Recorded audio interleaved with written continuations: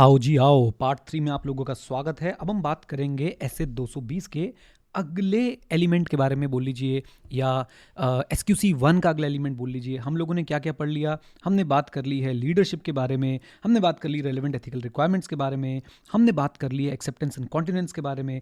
अब हम बातचीत करेंगे असाइनमेंट ऑफ एंगेजमेंट टीम्स के बारे में।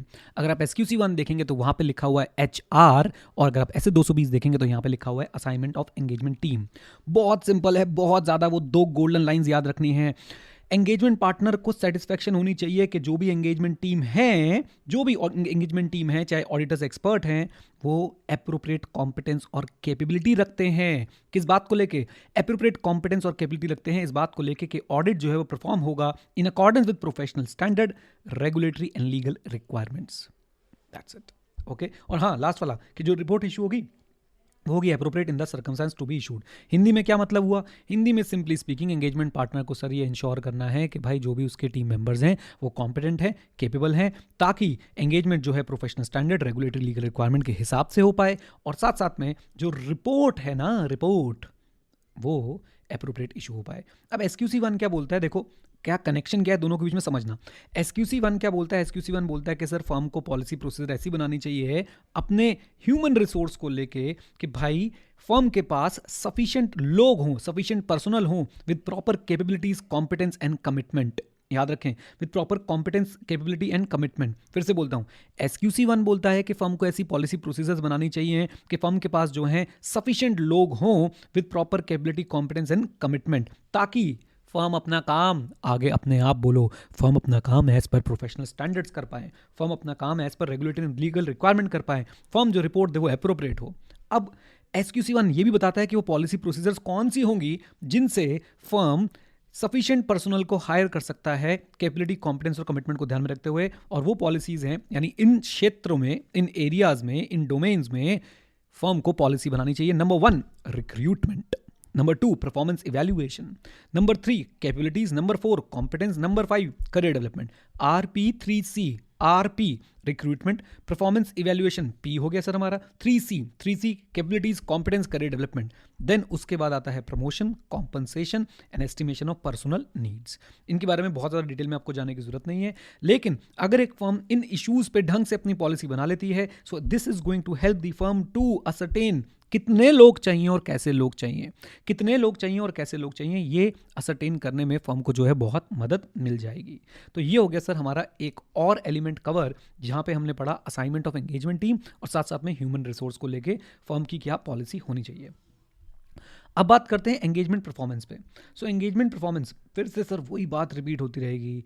फर्म को ऐसी पॉलिसी एंड प्रोसेस बनाने चाहिए जिससे एंगेजमेंट परफॉर्मेंस जो है वो इस तरह से की जाए, यानी एंगेजमेंट को हम जो एग्जीक्यूशन कर रहे हैं एंगेजमेंट की, वो इस तरीके से की जाए कि भाई फर्म के पास रीजनेबल एश्योरेंस हो कि जो ये एंगेजमेंट परफॉर्म किया जा रहा है ये होगा as per professional standards, regulatory and legal requirements, and जो रिपोर्ट होगी वो होगी एप्रोप्रिएट एज पर दी सर्कमस्टेंस। ये रहना ही रहना है। अब यहाँ पे मेन काम एंगेजमेंट पार्टनर का क्या आता है? एंगेजमेंट पार्टनर बोलेगा, या एंगेजमेंट पार्टनर की रिस्पॉन्सिबिलिटी है, फर्म की भी रिस्पॉन्सिबिलिटी है, एंगेजमेंट पार्टनर इंश्योर करेगा कि फर्म ने किया है या नहीं किया है, to establish consistency in quality. ये वर्ड पकड़ लो, कंसिस्टेंसी इन क्वालिटी। और ये कैसे अकम्प्लिश कराया जाता है? फर्म इस कंसिस्टेंसी को लाने के लिए अपनी पॉलिसीज बनाती हैं, जो कि रिटन या फिर इलेक्ट्रॉनिक फॉर्म में हो सकती है, कुछ सॉफ्टवेयर्स बनवाती है या आउटसोर्स कर लेती है, डॉक्यूमेंटेशन को स्टैंडर्डाइज करती है, इंडस्ट्री से रिलेटेड या कोई मैटर है उससे रिलेटेड, मैटर मतलब कोई स्पेसिफिक मैटर है, फॉर एग्जांपल अमेलगमेशन है, कोई एक स्पेसिफिक ट्रांजैक्शन, एक स्पेसिफिक इवेंट है, उससे रिलेटेड जो गाइडेंस मटेरियल है उसको जो है फॉलो करती है फर्म। क्यों? ताकि हमारे हर परफॉर्मेंस में, हर एंगेजमेंट परफॉर्मेंस में कंसिस्टेंसी मेंटेन रहे क्वालिटी में।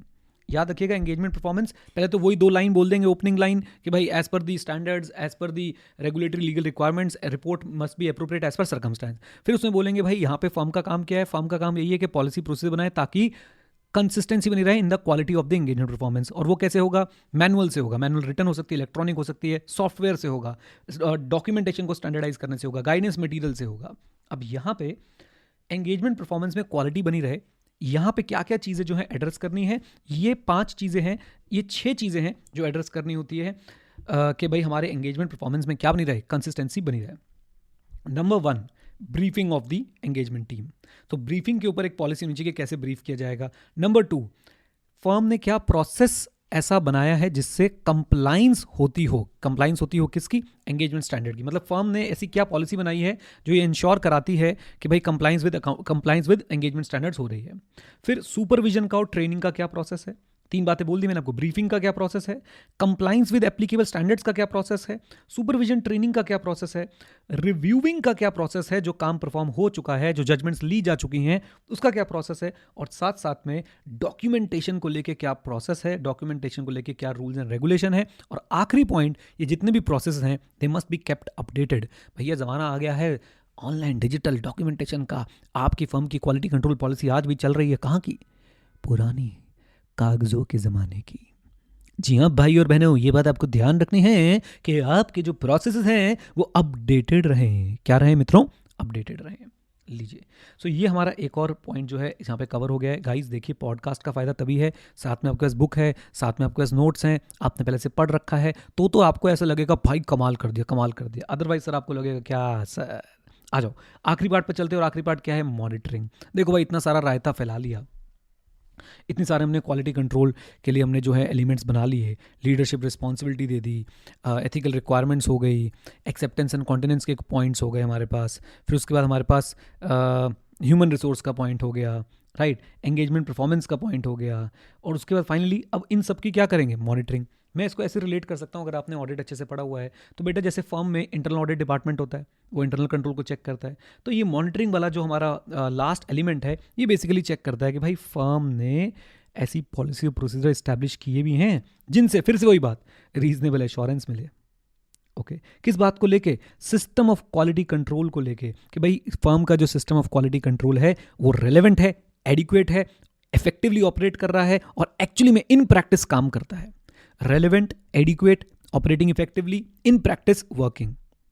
ओके, सो फर्म को क्या करना चाहिए? फर्म को पॉलिसीज एंड प्रोसीजर्स जो है बनानी चाहिए, जिससे फर्म जो है मॉनिटर कर पाए कि भाई उसका जो क्वालिटी कंट्रोल है वो रेलेवेंट है, एडिक्वेट है, इफेक्टिवली ऑपरेट कर रहा है और कंप्लाई कर रहा है या नहीं। ओके, अब इस मॉनिटरिंग का पर्पस क्या है? मॉनिटरिंग से हम लोग अगेन यही चीज़ देखेंगे, क्या भाई हम लोग प्रोफेशनल स्टैंडर्ड्स के साथ अडेयर कर रहे हैं या नहीं, मतलब प्रोफेशनल स्टैंडर्ड के हिसाब से काम कर रहे हैं या नहीं, राइट, क्या क्वालिटी कंट्रोल प्रॉपरली डिजाइंड है, इंप्लीमेंटेड है या नहीं, कम ऑन। और साथ साथ में हम ये देखेंगे जो रिपोर्ट इशूड है वो sir appropriate as per the circumstance है या नहीं। Come on guys, come on, right. So अब इसमें अगर कुछ कमी है तो सर मॉनिटरिंग का एक और रोल है कि मॉनिटरिंग जो सिस्टम होगा उसमें फॉलोअप मैकेनिज्म भी होना चाहिए, कि भाई जैसे ही आपको लगता है कि कहीं पे कमी है, प्रोफेशनल स्टैंडर्ड से कंप्लाई नहीं हो रही है, क्वालिटी कंट्रोल सिस्टम इंप्लीमेंट नहीं हो रहा, या रिपोर्ट जो इशू होने जा रही है वो एज पर द सर्कमस्टांसेस नहीं है, तो मॉनिटरिंग का लास्ट पॉइंट बोलता है there must be some follow up mechanism. और फॉलोअप करेंगे जो भी अप्रोप्रिएट पर्सनल होगा, जो भी अप्रोप्रिएट पर्सन होगा विद रेलेवेंट अथॉरिटी उसके साथ, ताकि हम लोग नेसेसरी मॉडिफिकेशंस जो हैं वो कर सकें promptly in the quality control policies and procedures. Okay, इसके बाद आपके पास जो है एक टॉपिक बचता है डॉक्यूमेंटेशन का। उम्मीद करता हूँ वो आप लोग करेंगे, और साथ साथ में एक मैंने अपने नोट्स में कुछ एक्स्ट्रा बना के दिया है जिसमें मैंने एंगेजमेंट क्वालिटी कंट्रोल रिव्यू और रिव्यूअर के बारे में कुछ बातचीत करी है, वो आप लोग अपने आप पढ़ेंगे। एक बात ज़्यादा बताना चाहूँगा कि एंगेजमेंट क्वालिटी कंट्रोल रिव्यू जो है ना, वो जनरली लिस्टेड एंटिटीज़ के केस में होता है, या फिर जब ऑडिटर को नेसेसरी लगता है तब वो होता है, जब ऑडिट फर्म को नेसेसरी लगता है तब वो होता है। अदरवाइज सर एक नॉर्मल रिव्यू जो है वर्क का कर लिया जाता है। जो प्रॉपर EQCR है वो सिर्फ तभी होता है जब लिस्टेड एंटिटी हो या जब ऑडिटर नेसेसरी समझे। ओके, इस बात को एक बार मैं चाहूँगा कि आप लोग जो मैंने आपको एक्स्ट्रा प्रोवाइड किया उससे ज़रूर पढ़ें। चलिए, उम्मीद करता हूँ ये एस्से का पॉडकास्ट आपको अच्छा लगा होगा। इस एस्से से रिलेटेड और कोई जानकारी आप मेरे पास तक पहुँचाना चाहते हो तो ज़रूर पहुँचाइएगा। आप लोग हमारी वेबसाइट पर भी जा सकते हैं edu91.org, और वहाँ पर आपको बहुत सारी काम की चीज़ें मिल सकती हैं ऑडिट से related he. Thank you very much, stay connected, stay head, जय हिंद। और हाँ मित्रों, सीखते रहें क्योंकि सीखना बंद तो जीतना बंद। Bye bye, God bless you all.